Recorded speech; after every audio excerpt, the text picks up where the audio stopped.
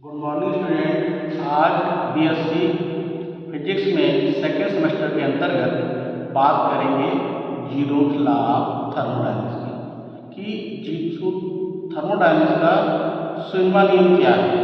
और ये जो नियम जो है हमारा ये टेम्परेचर के कॉन्सेप्ट पर आधारित है। टेम्परेचर का आदान प्रदान होता है। तो आज की हेडिंग हमारी क्या है?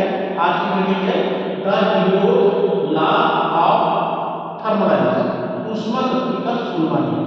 तो देखिए इस नियम को 1850 में जूल ने प्रतिपादित किया था।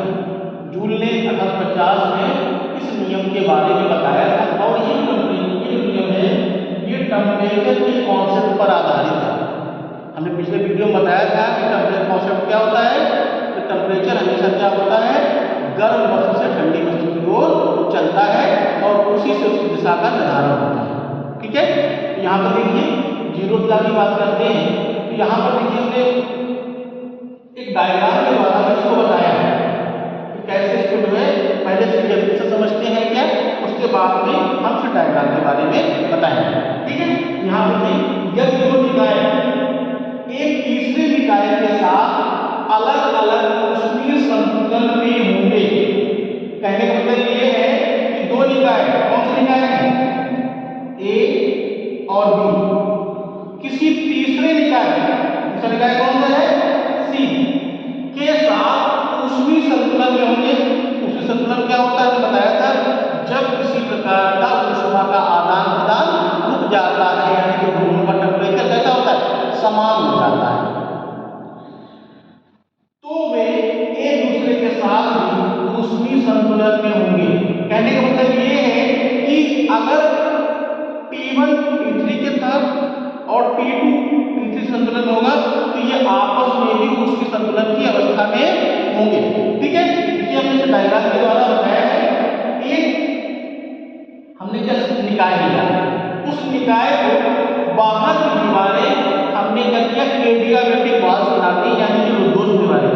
ये ऐसी दीवारें होती हैं जिससे कि एटमॉस्फेयर की किसी प्रकार की ऊष्मा का कोई आदान प्रदान इस निकाय के अंतर्गत नहीं होगा और अपने आप में एक रिजर्व निकाय होगा।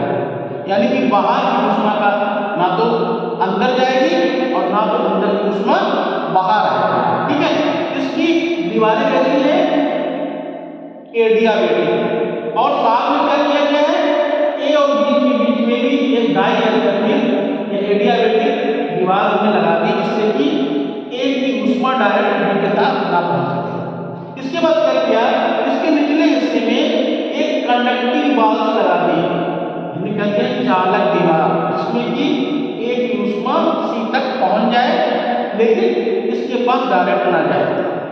ठीक है, तो हुआ क्या, यहाँ पर देखिए हमने एक निकाय लिया और जो हमारी डेफिनेशन है, दो निकाय है, एक निकाय ए और एक निकाय बी, ये दो अलग अलग निकाय हैं। तीसरा निकाय हमारा क्या है, तीसरा निकाय हमारा सी निकाय है, यानी ये तीसरे निकाय के साथ अलग अलग ऊष्मीय संतुलन में है।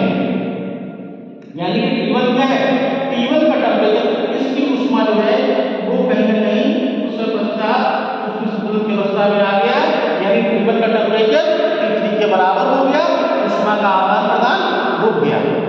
ठीक है, उसके पश्चात क्या हुआ, T2 की ऊष्मा T3 की ऊष्मा दोनों आपस में क्या हो गया, ऊष्मीय संतुलन की अवस्था में आ गए और दोनों का टेम्परेचर समान हो गया, क्योंकि ये दीवारें कंडक्टिंग, ये दीवारें कंडक्टिंग है और ये दीवार कंडक्टिंग है, यानी कि दोनों की ऊष्मा आपस में आदान प्रदान हो सकता है, लेकिन एक की ऊष्मा बी तक नहीं जा सकती।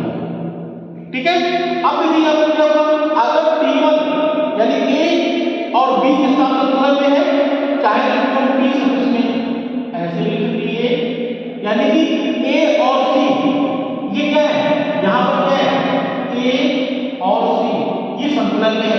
दूसरे में क्या है, बी और सी ये क्या है, दोनों का ऊष्मीय संतुलन में है, यानी कि दोनों की ऊष्मा एक समस्या समान होगी। अगर ये दोनों निकाय ए सी के साथ संतुलन में है, बी के साथ संतुलन में है, तो ए और बी क्या हो जाएंगे, ऊष्मीय संतुलन की अवस्था में होंगे। कहने का मतलब ये है कि अगर इनके बीच में कोई ऐसी दीवार लगी हुई है फिर भी क्या होगी, ऊष्मा के अवतरण में किसने बताया था कि गर्म वस्तु से ठंडे की वस्तु की ओर जाती है। अगर ये ऊष्मा इस तक जा रही है तो उससे पश्चात इस तक पहुंच जाएगी, इसकी ऊष्मा इस तक पहुंच जाएगी, यानी तीनों का टेम्परेचर क्या हो जाएगा, एक समय पश्चात समान हो जाएगा। यानी कि जो हमारा दो निकाय है वे भी आपस में क्या हो जाएंगे, ऊष्मीय संतुलन की अवस्था में होंगे।